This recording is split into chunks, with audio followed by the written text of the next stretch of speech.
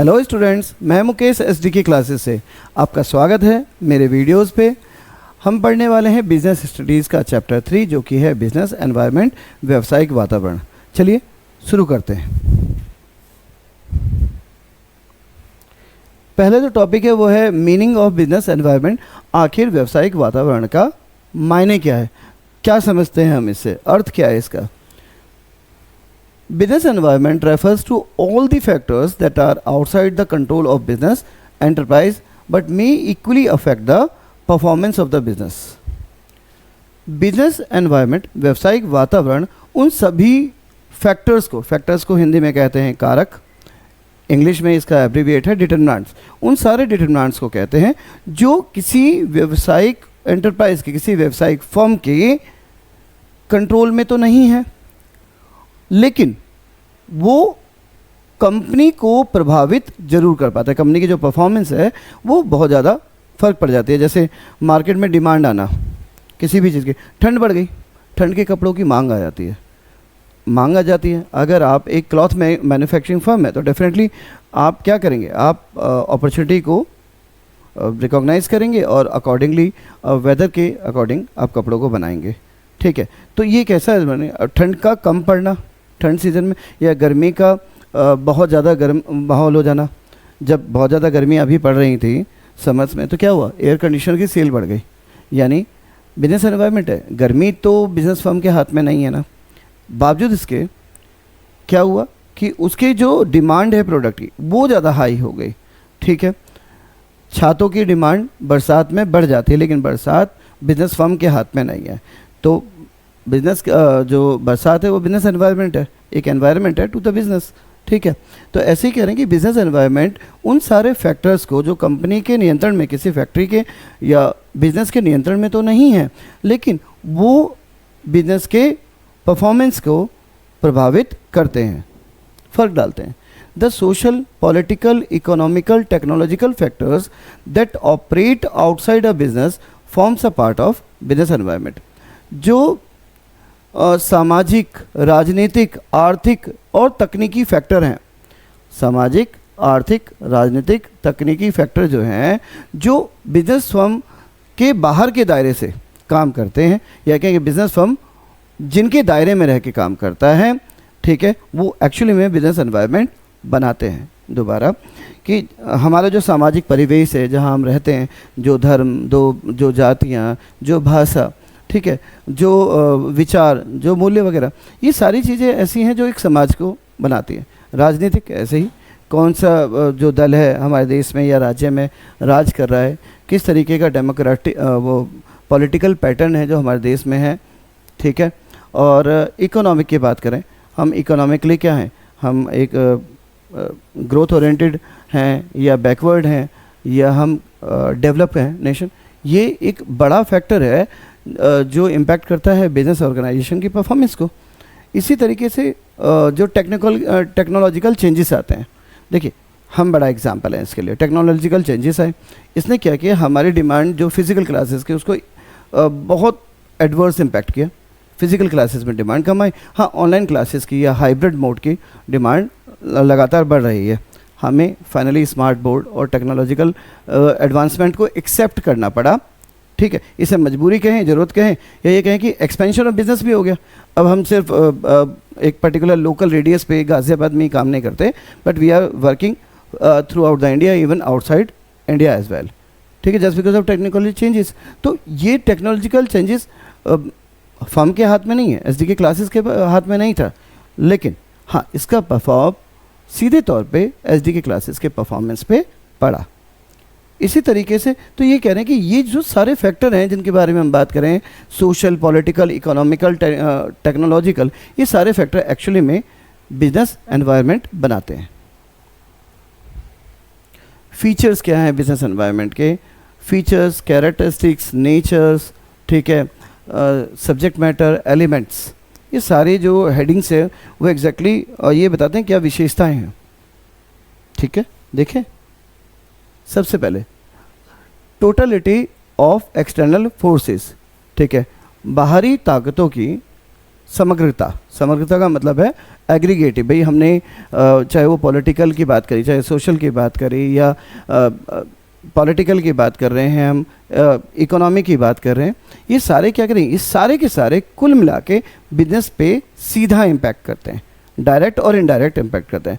Government की एक policy बदलती है, फर्म को अपने परफॉर्मेंस में चेंजेस दिखाई देने पड़ते हैं, अकॉर्डिंगली अपने जो मैन्युफैक्चरिंग है या जो अपनी मार्केटिंग है, सोशल है, उस पर फर्क पड़ता है। तो टोटलिटी ऑफ एक्सटर्नल फोर्सेस की बात करते हैं। Business environment is sum total of all factor of forces external to business firm.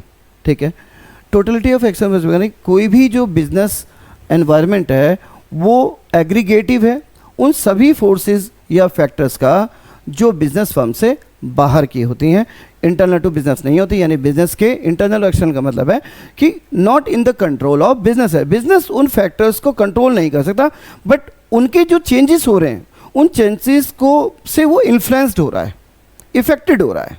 ठीक है, उसको उसके साथ या तो कोऑर्डिनेट करना पड़ेगा, कोप अप करना पड़ेगा। ठीक है, इस तरीके से। तो यही कह रहे हैं कि बिजनेस एनवायरनमेंट उन सभी फैक्टर्स या फोर्सेस का टोटलिटी है, एग्रीगेटिव है, समीशन है, जो किसी बिजनेस फर्म के लिए एक्सटर्नल होते हैं, यानी बिजनेस फर्म के कंट्रोल में नहीं होते। अगला था स्पेसिफिक एंड जनरल फोर्सेस, कुछ विशेष तरीके की और कुछ सामान्य ताकतें जो होती हैं बिजनेस फर्म के लिए होती हैं। एक्सटर्नल फोर्सेस की बात करें अगर हम, तो business environment includes both specific and general forces. Business environment में दोनों ही तरीके के फोर्सेस आते हैं, चाहे वो स्पेसिफिक हो चाहे वो जनरल हो, विशेष तरीके की ताकतें हों या वो सामान्य ताकतें हों। जैसे specific forces include investors, competitors, customers etcetera. Specific forces जो होती हैं उसमें आते हैं निवेशक, ठीक है, कॉम्पिटिटर प्रतियोगी या ग्राहक इत्यादि। सीधी बात है, जो फ्यूचर है कस्टमर का, बिजनेस का, वो पूरी तरीके से इस पर डिपेंड करता है कि निवेशक कितना निवेश करते हैं, कितना कॉन्फिडेंस रखते हैं। शेयर होल्डर्स की बात करें, ठीक है, ऐसे ही कॉम्पिटिटर्स। अगर मैं एक बिजनेस फर्म हूँ, अगर मैं मोनोपोली है, अगर मैं सिंगल फर्म हूँ, लेकिन अगर ये एक परफेक्ट कॉम्पिटिटिव एनवायरनमेंट है तो डेफिनेटली मुझे और कंपनीज़ की पॉलिसी, उनके प्रोडक्ट, उनकी क्वालिटी और प्राइसेस को भी अपने प्राइसिंग डिसीजन के दौरान रखना पड़ेगा। ये एग्जांपल दे रहा हूँ। अगला ऐसे ही कस्टमर्स हो, डेफिनेटली जो प्रोडक्ट मैं कस्टमर को सर्व कर रहा हूँ क्या वो ट्रेंड में है, आज के फैशन में है या नहीं है। अगर वो फैशन में है तो डेफिनेटली वो ज़्यादा डिमांड में होगा। तो यही कहने की कोशिश कर रहे हैं कि जो बिजनेस एनवायरनमेंट है उसमें जो स्पेसिफिक फोर्सेज होते हैं वो डायरेक्टली इम्पैक्ट कर रहे हैं किसको, फर्म को। Investors, competitor, customer, who influences business firm directly. ठीक है, ये डायरेक्टली बिजनेस फर्म को कर रहे हैं। While journal forces include social, political, economic, legal and technological conditions which affect a business firm indirectly. यहीं पे जो जर्नल फोर्सेज में आते हैं, सामाजिक परिवेश जहाँ पे बिजनेस काम कर रहा है, या वो राजनीतिक स्थिरता है या नहीं है, इकोनॉमिक एनवायरनमेंट कैसा है, लीगल कानूनी या वैधानिक एनवायरनमेंट कैसा है, और फाइनली तकनीकी वातावरण कैसा है किसी देश का, जो सीधे तौर पर बिजनेस को, सॉरी परोक्ष तौर पे, इनडायरेक्टली है, सीधा तो नहीं लेकिन परोक्ष तौर पे कंपनी को फ़र्क डालता है। जैसे गवर्नमेंट ने अगर जीएसटी स्लॉट को चेंज किया, ठीक है, तो वो अलग अलग प्रोडक्ट के लिए अलग अलग जीएसटी स्लॉट बनाते हैं। इन दैट केस क्या होगा, आप ये देखेंगे जो प्रोडक्ट आप प्रोड्यूस कर रहे हैं वो किस स्लॉट में आता है, अकॉर्डिंगली आप अपने प्रोडक्ट के प्राइसिंग में उस जीएसटी स्लॉट को फॉलो करेंगे। यानी जो डिसीजन है, जो कि गवर्नमेंट पॉलिटिकल डिसीजन है, उसने क्या किया, कंपनी को बिजनेस के डिसीजन को, प्राइसिंग डिसीजन को इम्पैक्ट डाल दिया इमीडिएटली। अगला है इंटर रिलेटेडनेस, एक दूसरे से जुड़े हुए होते हैं भाई, एक दूसरे पर निर्भर करते हैं कहीं ना कहीं। All forces factors of a business environment are closely interrelated. जितने भी फोर्सेस या फैक्टर हैं किसी भी बिजनेस एनवायरनमेंट के, वो सीधे तौर पर एक दूसरे से निर्भर करते हैं, एक दूसरे से जुड़े हुए होते हैं। एक एग्जाम्पल लिया, increase awareness of health care has raise the demand for organic food and roasted snacks. जैसे आज जब लोग अपनी सेहत की सुरक्षा के लिए ज़्यादा जागरूक हो गए, अवेयरनेस, जागरूक हैं, जिस तरीके से लोगों में सेहत को लेके, सेहत के सुरक्षा को लेके जागरूकता बढ़ी है, उस जागरूकता ने क्या किया, उस जागरूकता ने लोगों को ऑर्गेनिक फूड की तरफ और जो रोस्टेड फूड है यानी कम तले हुए जो फूड हैं उनकी तरफ ज़्यादा अग्रसित किया, ज़्यादा प्रभावित किया। नतीजा क्या हुआ कि इन प्रोडक्ट्स की, जो ऑर्गेनिक फूड्स हैं, जो रोस्टेड फूड्स हैं, उनकी डिमांड बढ़ गई। डायनेमिक, परिवर्तनशील है भाई। Business environment is dynamic in nature which keeps on changing with the change in technology, consumers fashion, tastes etcetera. देखिए, जो बिजनेस एनवायरनमेंट है वो परिवर्तनशील है। क्यों परिवर्तनशील है भाई? सीधी बात है, कभी ग्राहक के जो फैशन है, फैशन चेंज हो गया, ट्रेंड चेंज हो गया, या कोई तकनीकी विकास हो गया। आमतौर पे तो तकनीकी बदलाव जो है वो विकास की तरफ होता है। कुछ नई टेक्नोलॉजीज़ आ गई, या लोगों के जो पसंद है नापसंद है वो बदल गई। ठीक है, तो इन सारी चीज़ों की वजह से क्या हो रहा है कि जो बिज़नेस एनवायरनमेंट है, हम कह सकते हैं कि वो क्या है, डायनेमिक है, परिवर्तनशील है। अनसर्टेनिटी, अनिश्चित है, कभी अपॉर्चुनिटी क्रिएट करेगा, कभी थ्रेट क्रिएट करेगा। कोरोना का टाइम था, कोचिंग सेंटर ऑनलाइन जिनके पास थे, बायजूस पर्टिकुलरली, वो बहुत ज़्यादा ओवरऑल हिट हो गए। अनसर्टेन था, जहाँ पे और बिजनेस जा रहे थे। मेडिकल सेक्टर बूम में चला गया। ठीक है, लेकिन जो अदर मैन्युफैक्चरिंग सेक्टर थे उनका क्या हुआ? ऑटोमोबाइल सेक्टर ज़ीरो पे चला गया। ठीक है, तो इस तरीके से क्या हुआ कि एक एनवायरमेंटल चेंज हुआ, एक पैंडेमिक आया और उसने क्या किया, सारे बिजनेस को इम्पैक्ट कर दिया। तो ये क्या बिल्कुल अनसर्टेन है। तो ये कह रहे हैं कि business environment is uncertain as it is difficult to predict the future environment changes and their impact with full accuracy. Business environment बहुत अनिश्चित है और ये बहुत मुश्किल है ये अंदाज़ा लगाना, आकलन लगाना कि वातावरण में किस तरीके के बदलाव होने वाले हैं, और पूरी सही तरीके से इस अंदाजे को समझना बड़ा ही मुश्किल है, अनिश्चित है। कॉम्प्लेक्सिटी बड़ा ही जटिल है, सीधी बात है। मल्टीपल एनवायरनमेंट है और सबके अपने अपने इम्पैक्ट या इन्फ्लुएंस है किसी भी बिजनेस पे, चाहे वो डायरेक्ट हो चाहे इनडायरेक्ट हो। तो ये क्या है, बहुत सारी चीज़ें बड़ी कॉम्प्लेक्स हैं।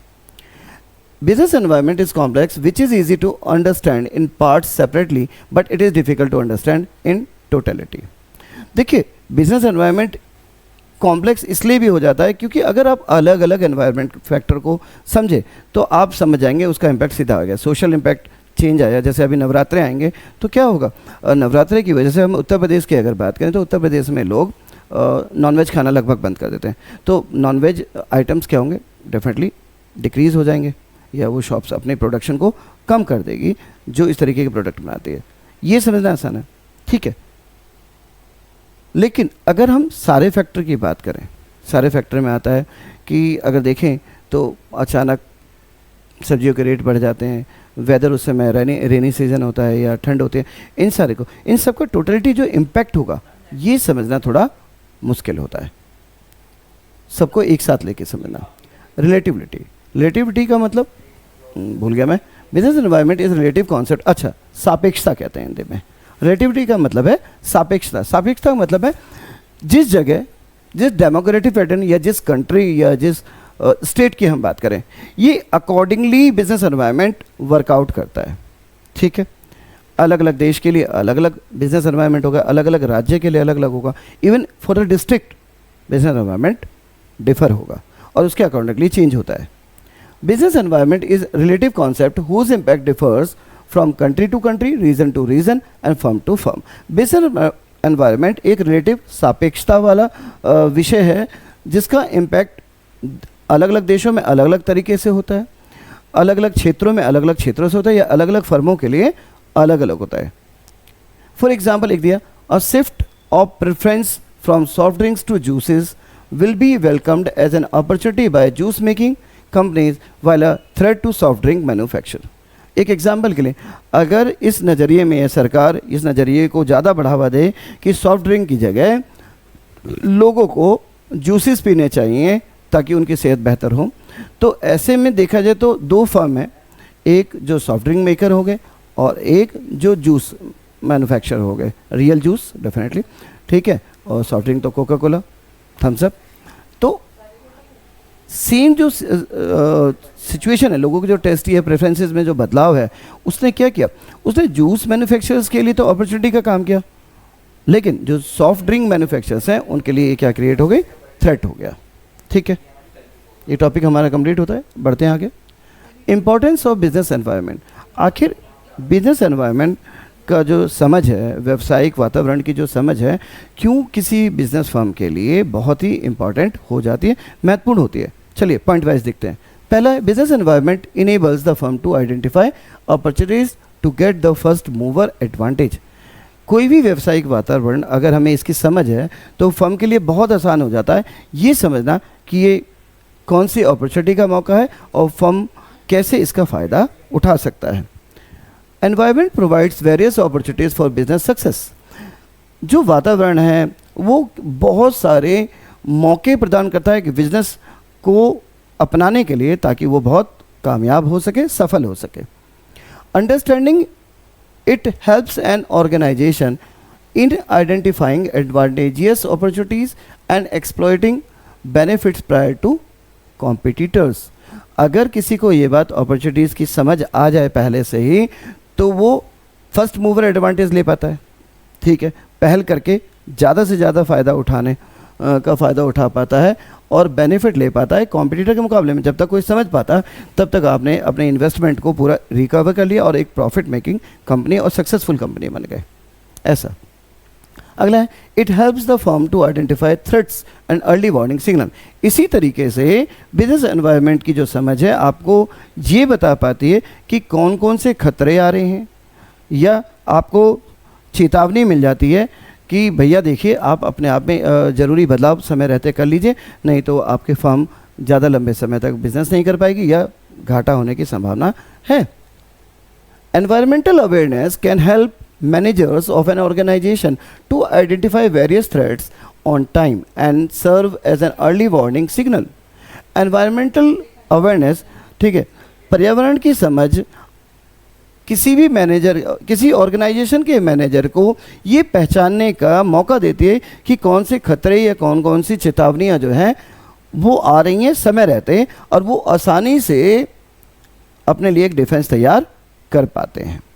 फॉर एग्जाम्पल, एक उदाहरण के लिए, Bajaj auto made considerable improvements in its two wheelers when other competitors enter into the auto industry.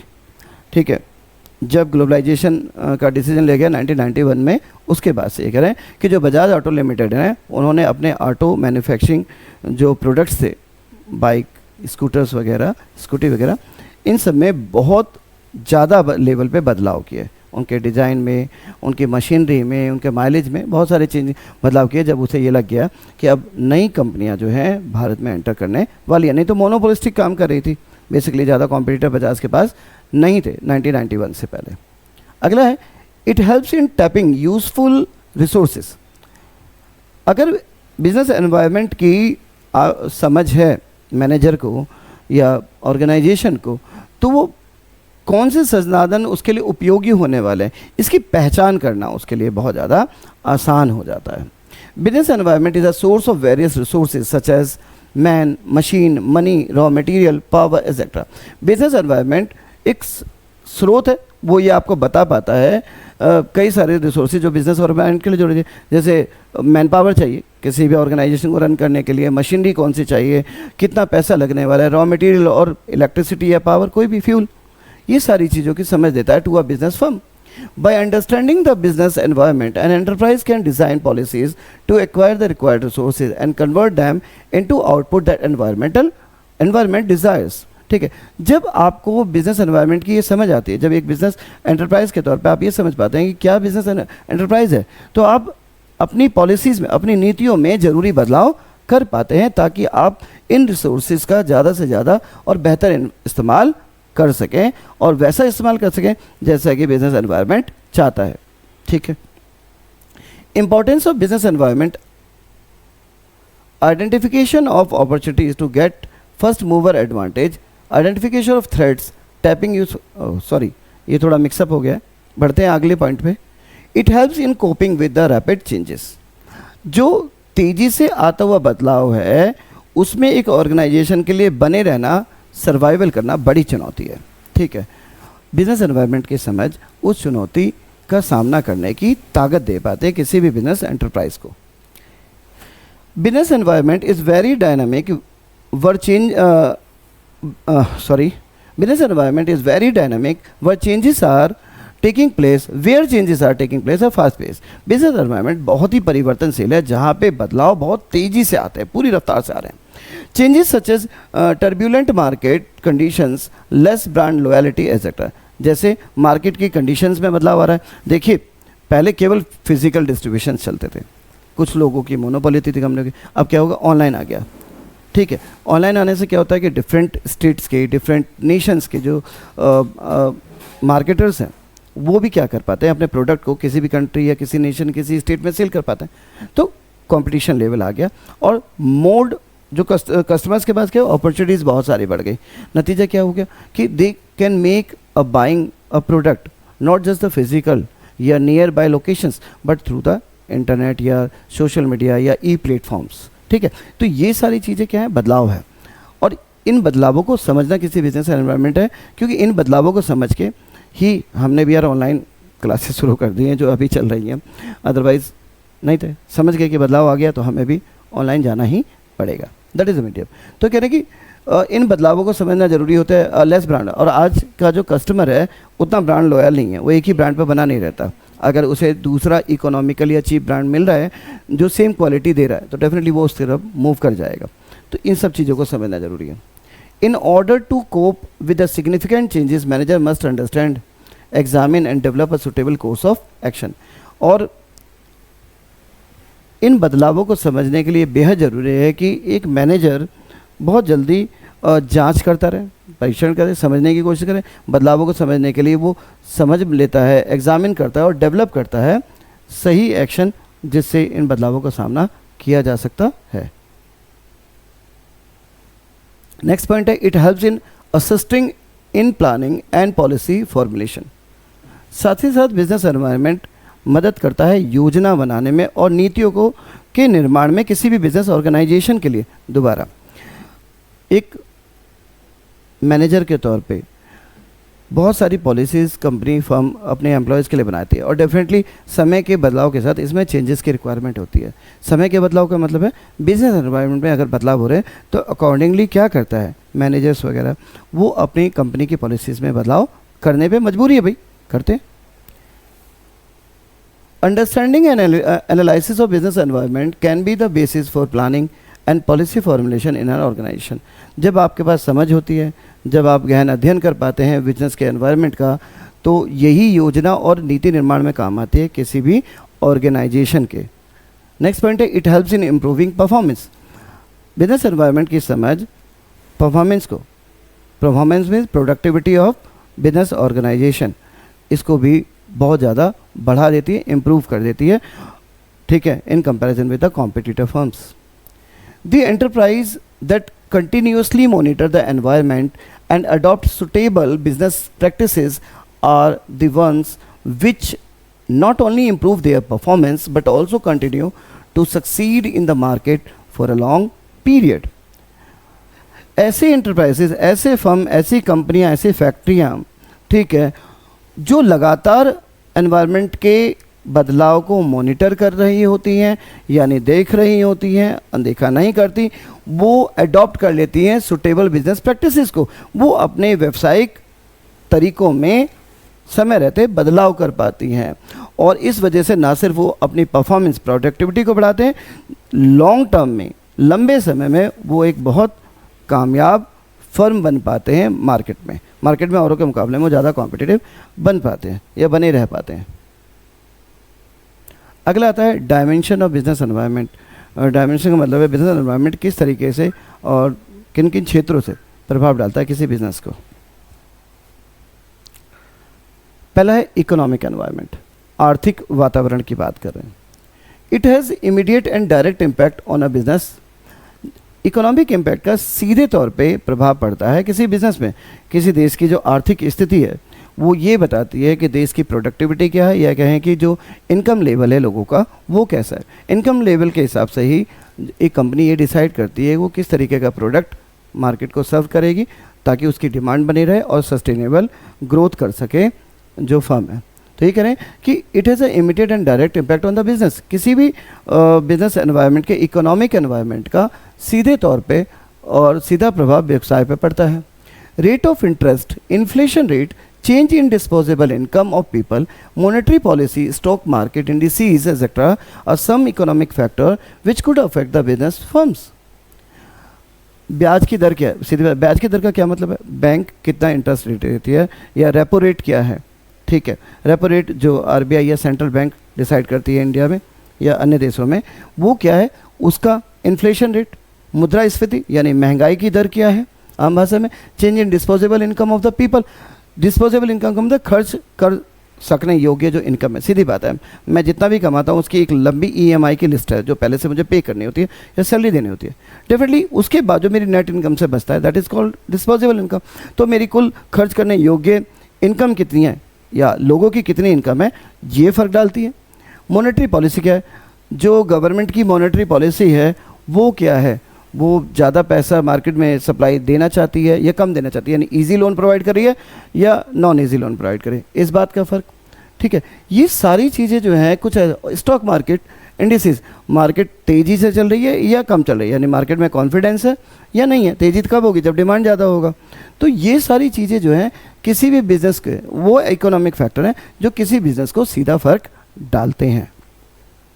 Increase or decrease of the economic factor result in opportunity and constraints on a business enterprise. किसी भी economic factor की वृद्धि या उसकी कमी का होना business firm के लिए कई बार मौके भी बनते हैं और कई बार विपत्ति का सबक यानी दिक्कत होती है, कंपनी को बचाना पड़ता है अपने आप को, ऐसी स्थिति है। अगला है सामाजिक वातावरण, social environment. Business environment includes various social forces such as customs, beliefs, literacy rate, educational levels, lifestyle, values, etc.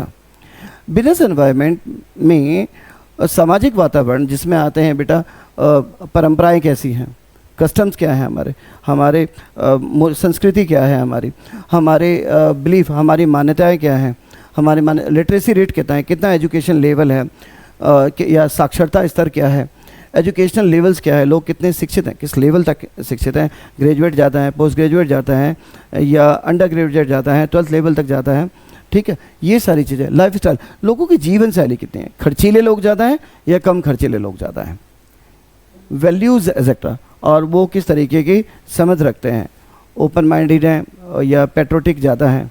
ये सारी चीज़ें business environment, social environment create करती हैं और इसका असर भी बिजनेस पे फ़र्क पड़ता है।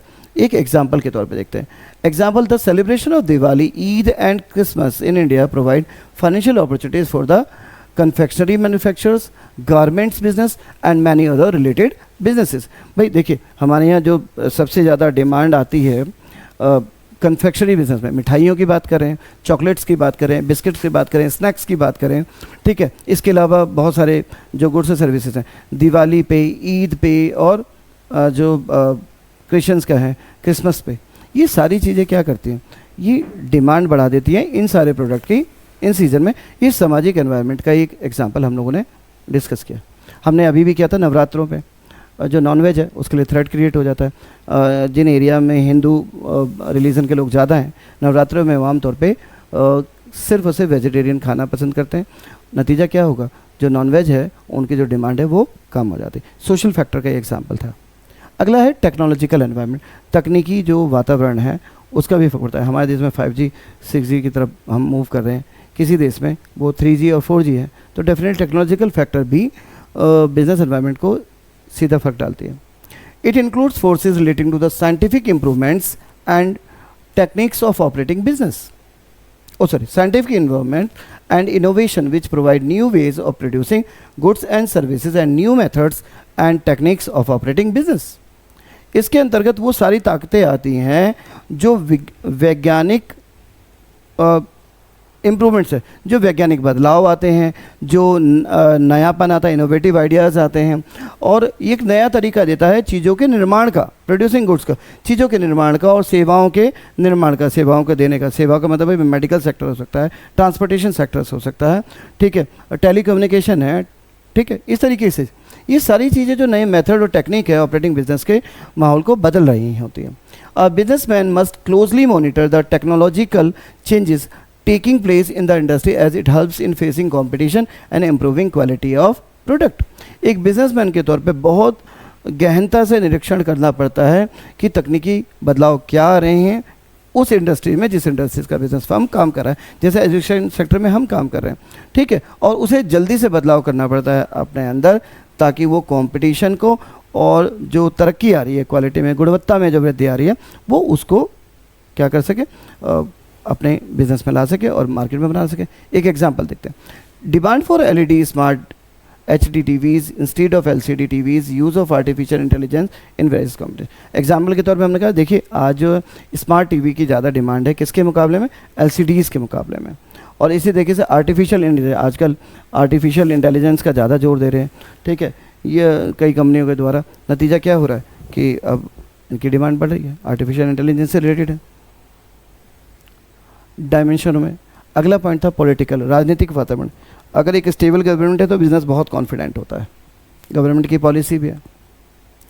It includes political condition such as general stability and peace in the country and attitude of elected government representatives hold towards the businesses। इसके अंतर्गत वो राजनीतिक वातावरण या परिस्थितियाँ आती हैं, जैसे कि सरकार लंबे समय तक बनी रहेगी नहीं, जनरल पे सामान्य तौर पे एक स्टेबल गवर्नमेंट है या नहीं है, और जो चुनी गई सरकार है उसका किसी एक पर्टिकुलर बिजनेस या इंडस्ट्री को लेकर किस तरीके का रुख है। ये सारी चीज़ें बहुत फर्क डालती हैं। Political stability builds confidence among business community, while political instability and bad law and order situation may bring uncertainty in business activities। राजनीतिक स्थिरता, जहाँ व्यवसायिक समाज है, जो व्यवसायी हैं, उनमें बहुत ज़्यादा भरोसा बिजनेस कम्युनिटी है, उसमें स्ट्रॉन्ग कॉन्फिडेंस देती है और वो नई बिजनेस इनिशिएटिव लेने की या उसको लगातार बने रहने की कोशिश और हिम्मत कर पाते हैं। वहीं पे अगर अस्थिरता हो, अगर एक ऐसी सरकार है जो गठबंधन वाली ज़्यादा है, ठीक है, अस्थिर सरकार है, या फिर कानून और व्यवस्था की स्थितियां बहुत कमज़ोर हैं, तो ऐसे में क्या होता है, बिजनेस एक्टिविटीज़ करना, काम करना बड़ा मुश्किल हो जाता है। जैसे जम्मू एंड कश्मीर में आतंकवादी हमले हो रहे हैं, टेररिज्म हो रहा है, नतीजा क्या हो रहा है, डेवलपमेंट बहुत पीछे की तरफ जा रहा है।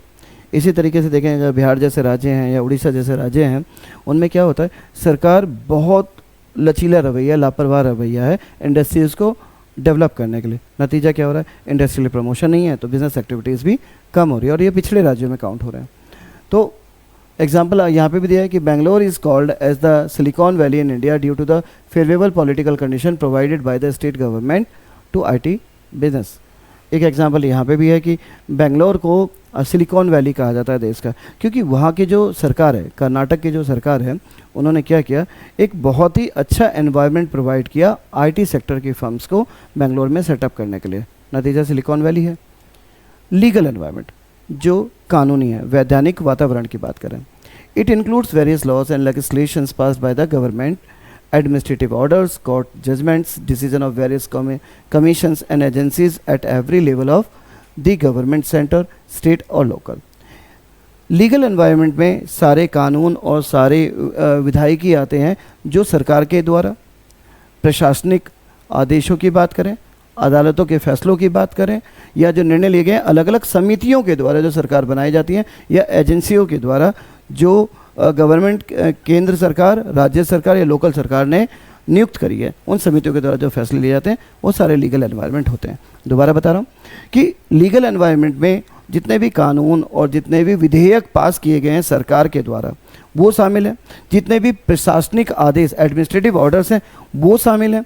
जितने भी कोर्ट जजमेंट्स हैं, जितने भी अदालतों के फैसले हैं, वो शामिल हैं। जितने भी निर्णय लिए गए हैं कमीशंस के द्वारा, समितियों के द्वारा या एजेंसियों के द्वारा जो चुने गए हैं सरकार के द्वारा, चाहे वो केंद्र सरकार हो, राज्य सरकार हो या स्थानीय निकाय हो, इनके द्वारा चुने गई समितियों के द्वारा जो लिए गए फैसले हैं, वो सारी चीज़ें लीगल एनवायरनमेंट बनाते हैं सारे। Now businessmen have to act according to various legislation and their knowledge in is very knowledge। किसी भी व्यवसाय को जो भी विधेयक या कानून बनाया गया है उसके अकॉर्डिंगली काम करना ज़रूरी होता है, और इसकी समझ किसी भी बिजनेस के लिए बहुत होनी ज़रूरी है कि क्या नियम है। For example, advertisement of alcoholic beverages is prohibited. जैसे देखें तो शराब का सीधा प्रचार जो है वो प्रतिबंधित है, वो एक सीमित दायरे तक है, जहाँ तक शराब की जो कंपनियां हैं या फिर जो भी ठीक है उस एजेंसी है, वहाँ तक ही आप कर सकते हैं। चलिए, थैंक यू। मेरा पार्ट 1 कंप्लीट होता है चैप्टर 3 के लिए। होप कि आपने को जो मैंने एक्सप्लेन किया है वो एक्सप्लेनेशन आपको समझ में आई होगी। प्लीज़ हमें हमारे चैनल को लाइक करें, सब्सक्राइब करें और प्लीज़ अपने फ्रेंड्स को, दोस्तों को रेकमेंड भी करें। हम पूरी कोशिश कर रहे हैं कि जितने भी अकाउंटेंसी के या जो साइंस के क्लास 12th के वीडियोस हैं समय रहते, क्योंकि आपके बोर्ड के एग्ज़ाम्स हैं, वो हम अपलोड कर दें।